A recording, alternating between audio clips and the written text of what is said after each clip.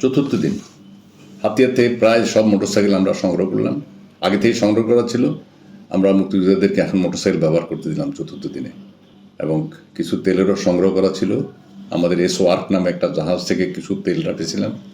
এসওয়ার্ক হচ্ছে এমন একটা জাহাজ যেটা পাকিস্তান আর্মির উপরে অ্যাটাক করছিল। ওরা ভয়ে পালিয়ে আমাদের কাছে শেল্টার নিচ্ছে। শেল্টার নেওয়ার পর ওরা তেলগুলি আমাদের হ্যান্ড ওভার করছে। আমরা মুক্তিযোদ্ধা হ্যান্ড ওভার করছি, আমরা মানে মুক্তিযোদ্ধা হ্যান্ড ওভার করছে। আমরা এখানে কিছু ডিজেল পাইছিলাম, কিছু পেট্রোল পাইছিলাম। দেখলাম হাতে তো কোনো কেরোসিন নেই।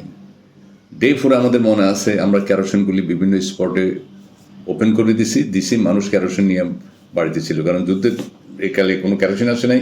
মানুষ দিনের বেলায় কি করতো, দিন থাকতে রান্না করে খেয়ে ঘুমাইতো, কারণ কোনো কেরোসিন ছিল না। ডে 4 আমরা কিছু কেরোসিন দিলাম, কিছু দেখলাম বাজারে হ্যাজাক টাজাক জ্বলতেছে, দুই একটা হ্যাজাক লাইট জ্বলতেছে, তাদের ইলেকট্রিসিটি ছিল না, বাজারটা একটু আলোকিত দেখলাম, হ্যাজাকটা ছিল।